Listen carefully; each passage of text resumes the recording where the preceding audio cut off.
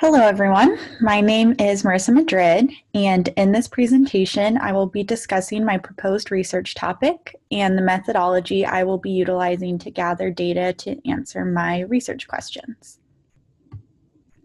First, a little bit about myself. I reside in Carlsbad, California, which is about 40 minutes north of downtown San Diego. I currently work as a full-time dance instructor. I teach hip hop and jazz to a variety of ages, and I absolutely love what I do. I graduated from UC Irvine in 2015 with a degree in math and a specialization in education. I've always wanted to be a teacher in some capacity, and I am excited to be furthering my career by working towards my master's and teaching credential. The research topic I chose to pursue involves the concept of UDL, Universal Design for Learning, and the positive effects it can have on the English language learner community.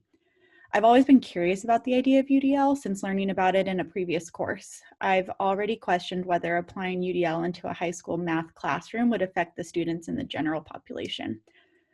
Oftentimes, I find that math is a student's least favorite subject, which is a really big bummer for me. And it's left me wondering if this is truly because of the material or the way it's usually presented. Math, especially at a high school level, can become very monotonous with note-taking and practice problems, leaving little chance for self-discovery or engagement for students.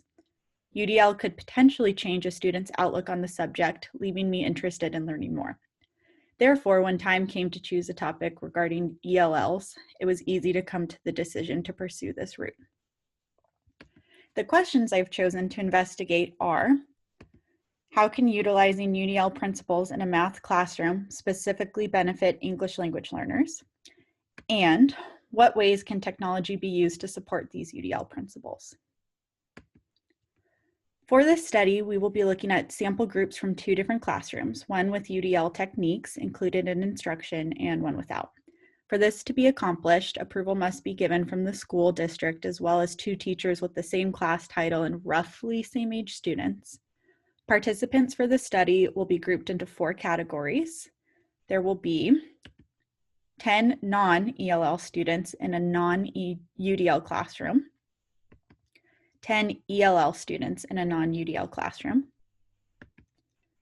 10 non-ELL students in a UDL classroom, and 10 ELL students in a UDL classroom. Like previously stated, one teacher will design lesson plans without a focus on UDL frameworks, while the other will design with UDL in mind. Each week, the UDL teacher will focus on one of the 3 main frameworks: representation, engagement, or action and expression, to ensure all areas are beneficial for students.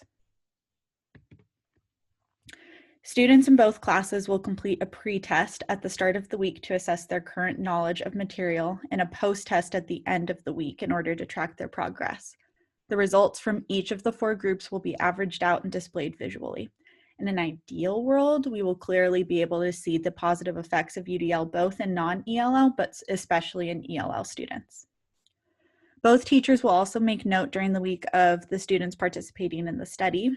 They'll acknowledge if students have become more confident in the subject material, are able to participate in group activities and discuss ideas, feel comfortable in expressing thoughts in English, and so on. These intangible qualities are also crucial for the development of English learners and are important factors to make note of. These are examples to show how data collection will be presented for this study. The picture on the left is a sample test that students will be asked to complete as a pre-test. In order to minimize variability in testing material, post-tests will contain the same questions as the corresponding pre-tests, just with different numbers or labels to avoid memorization by the students. The picture on the right is a sample of how results will be graphed. Notice we can see an improvement from UDL instruction in both groups. However, there is a larger increase in the ELL community. This is what we hope to see from the results of the study, showing that UDL should be a critical consideration for students who need support in language acquisition. So how did the results from this data collection connect to the research questions? By comparing pre- and post-test results from both non-ELL and ELL students in the 2 classrooms, we will be able to see how UDL specifically benefits English learners compared to the rest of students.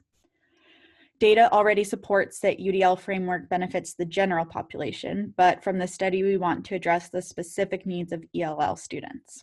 By looking at the results from each week of different UDL aspects, we can truly show whether all components of UDL benefit English learners.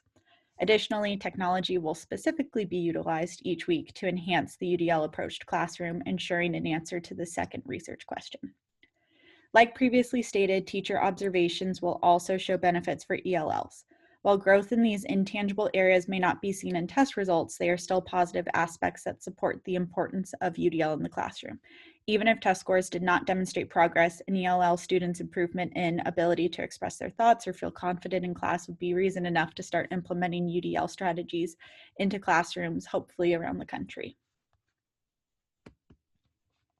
So far for this proposal, I've utilized 30 resources for information and research. I've included a full list in the green link for additional access to those who are interested, right there. The references range from online articles to scholarly journals spanning the past 10 years or so, ensuring up-to-date information on the topic. I discovered most of these articles on my own through extensive research with online browsers. I utilized the National University Online Library where I was able to find a few articles.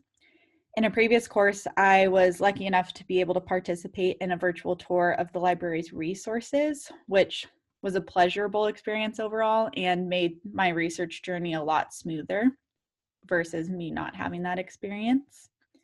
I've also worked with one critical friend in the past and found that to be beneficial. The critical friend activities gave me a chance for feedback before sending in my assignments, which helped me feel confident when turning in portions of my proposal, especially in the beginning when I was a little bit unsure.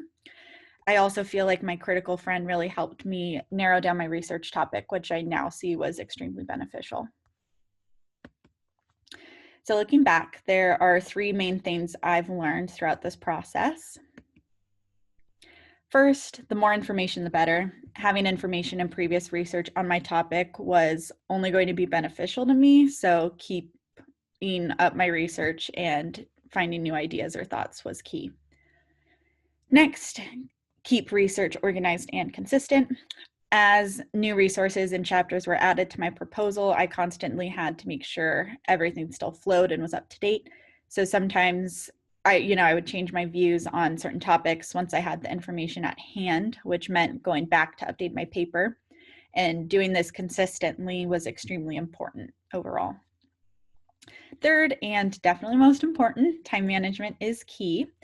It was important to dedicate time every day to working on the proposal. And I definitely learned the hard way in the beginning to not wait until the last minute. Time was key just in order to provide the best quality of writing I possibly could. And that is it for my presentation. From this, I am definitely looking forward to growing by applying these concepts to my student teaching, which will hopefully be starting soon.